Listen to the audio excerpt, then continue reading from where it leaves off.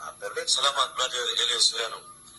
Sa Psalms chapter 127 verse 1, sa Latin Bible, Nisi Dominos edificabit donum in vano, laborat vi edificantiam. In English, if the Lord does not build the house, the work of the builder is useless. Kung hindi ang Diyos ang nagtatag ng bahay, ito ang walang kabuluhan. So, malinaw. So, ang tanong ko, Brother Eli Soriano, sino ang may karapatang nagtatag ng iglesia? Tao o Diyos? At Diyos po, siyempre, Diyos. According to Banal na Kasulatan.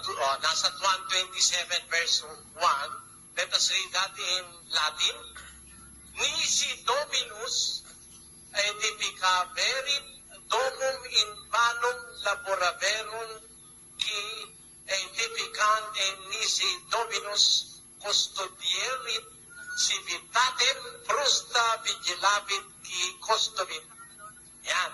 Sa English, except the Lord build the house, they labor in vain that build it.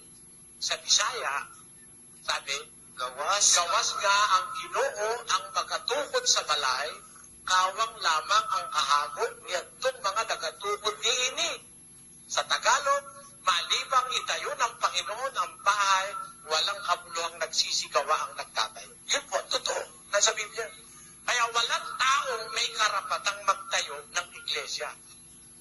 Nung panahon ni Kristo, may pangalan na yung iglesia sa Biblia. Ang pangalan niya, Iglesia ng Diyos. Balikan natin ang Biblia. Basahin natin ang 2 Korinto. Si Pablo, na apostol ni Kristo Jesus, sa pamamagitan ng kalooban ng Diyos, at si Timoteo, na ating kapatid, sa Iglesia ng Diyos na nasa Korinto. Kung yung Iglesia ng Diyos ang nagtayo, yung Iglesia ng Diyos. Noong unang siglo pa lang, the first 100 years of the Christian era, tinatawag po itong Iglesia ng Diyos. Yan po nasa Biblia. Yun ang pinapangaral ko, mga kapatid. Hindi ko tinayo yun. Hindi ako nagtayo. Kaya nga sabi ko sa inyo, nasa Biblia yung katutubo pa sa Biblia. Miski naman sa Biblia ang Katoliko eh.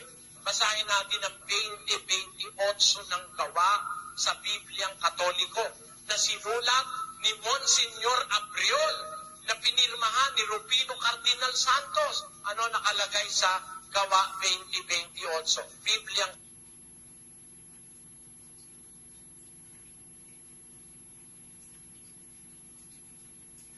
Katoliko. Pakinggan nyo.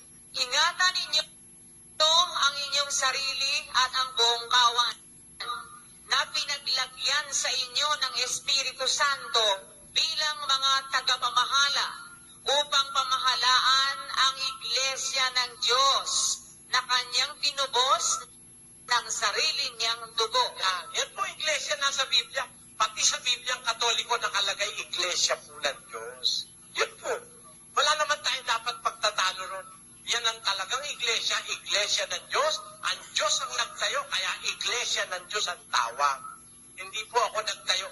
Pinapangaral ko lang, nakasulat sa Biblia. Hanggang ngayon nakasulat po yan. Hindi naman nabubura. Ganun po kapatid ang sagot ko sa inyo. Okay. Radeli, meron po siyang follow-up question kung pwede raw. Sige. Follow-up, Brother Eli Soriano. Sabi mo kanina, hindi ang Iglesia Katolika, hindi si Kristo ang founder. Kung mayroon bumabasa sa Banal na Kasulatan, sa Griego, na si Kristo ang nagtayo ng Iglesia. Sa ngayon ka, na hindi ka nagsabing totoo kung mabasa ko sa Greek New Testament? Na si Kristo nagtayo ng iglesia? Hindi po ako tutulto. Naniniwala ako si Kristo nagtayo ng iglesia eh. Hindi po ako tutulto. Wala naman ako sinabing hindi ako naniniwala si Kristo nagtayo eh. Si Kristo nga po ang nagtayo.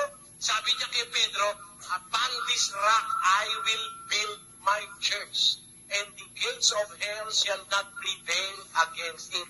Huwag kayong magkamali, mga kababayan. Ito po. Para makapasok ka sa langit, anong gagawin mo? yung katwiran, di ba? Yung aral. Yung aral kasi, yung katwiran, yun ang pintuan papunta sa langit eh. 118 of the book of Psalms, 19. Buksan sa akin ang mga pintuan ng katwiran. Papunta sa langit, ang pintuan, katwiran. Papunta sa impyerno, anong gates? Hindi other way round, yung kasalanan. Gusto mo pumunta sa impyerno? Ang papunta sa impyerno, kasalanan. May pangako si Jesus Christ, I will build my church. The gates of hell, yung kasalanan, yung kasamaan, shall not prevail against it. Kaya kung ang sino man iglesia, nag-aangkin sila sa Diyos. Nag-aangkin ka sa Diyos ka, nandyan ang lasingan, nandyan ang sugal, nandyan ang pambababae, nandyan ang panlalaki, nananaig sa'yo ang pintuan ng impyerno.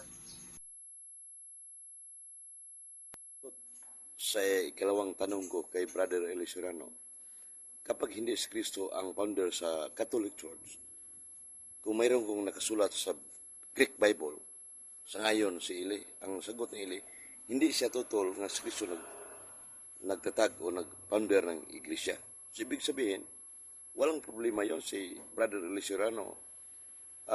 Akseptado na si Kristo ang nagtayo ng iglesia katolika. Yan ang nangyari sa Grand Convention Bible Exposition. Tanong mo kay Brother Eli, year 2005, Cebu City. So matagalan, 19 years na ang nakaraan, mga kapatid.